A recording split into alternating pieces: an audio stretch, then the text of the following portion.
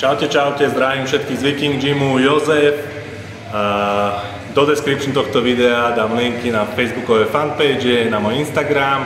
Nezabudnite sa pridať, lajknúť, našerovať, za každú aj tú najmenšiu pomoc a budem vďačný. Ak sa ti moje videá páčia, nezabudni sa prihlásiť na odber.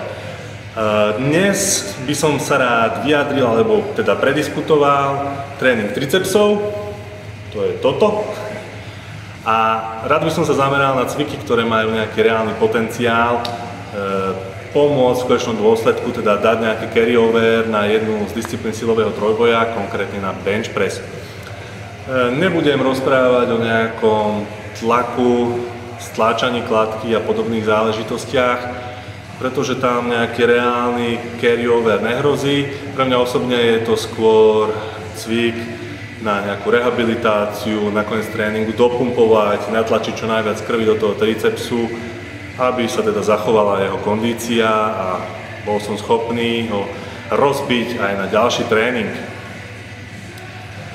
Konkrétne, ktoré cviky chcem rozobrať, teraz sa nebudem vyjadrovať k tlaku úzkým uchopom, pretože to je pre mňa jeden z hlavných cvikov. Toto budú skôr cviky doplnkové na triceps, a konkrétne to bude Tate press,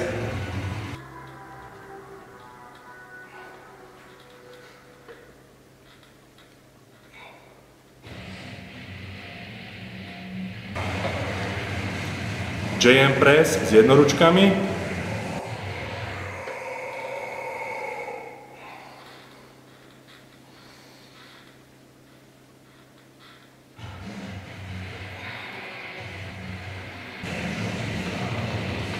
JM press s veľkou činkou,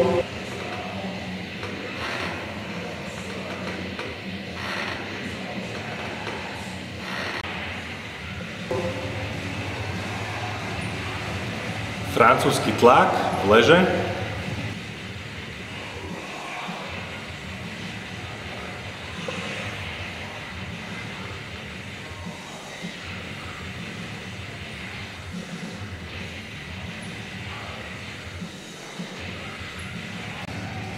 a francúzsky tlak stojí.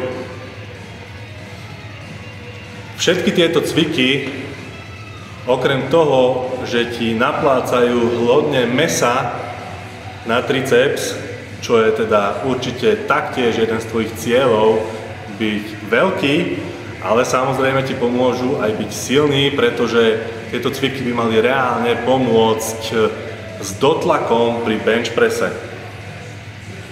Čo sa týka nejakých sérií opakovaní, vybral by som si jeden z týchto cvikov, išiel by som o pár týždňov, rozmedzie opakovaní 6 až 10 s relatívne ťažkou váhou. Samozrejme treba mať vždycky činku pod kontrolou, hlavne pri JM presse s veľkou činkou by bolo veľmi nevhodné mysnúť a zakusnúť sa do činky. Nemuselo by to mať zrovna tie najlepšie následky. Série, išiel by som nejakých 3 až 5 sérií, videl by som a takto by som to išiel pár týždňov, po pár týždňoch by som to zamenil zase za iný cvik a videl, ako to funguje na mne. Čiže asi toľko, teda myslím, že už sa nemám viacej k čomu vyjadriť. Určite to vyskúšaj do svojej rutiny, ak si tieto cviky nepoznal, alebo si ich poznal a nezaraďoval si ich, zaraď to po ťažkom tréningu bench pressov a určite mi napíš do komentára, ako sa ti to pozdáva, nepozdáva. Po konci svojho cyklu mi napíš, aké si z toho mal výsledky, či ti to reálne pomohlo na bench press. Ja sa budem snažiť zaznamenávať nejaký svoj pokrok taktiež a potom si môžeme porovnať naše poznatky, ktoré nadobudneme. Takže teším sa na vaše reakcie. Nezabudnite, ako som spomínal, lajknúť. Ak môžete našerovať video, ak si myslíte, že za to stojí, budem vám vďačný a vidíme sa zase niekedy na budúce. Čaute.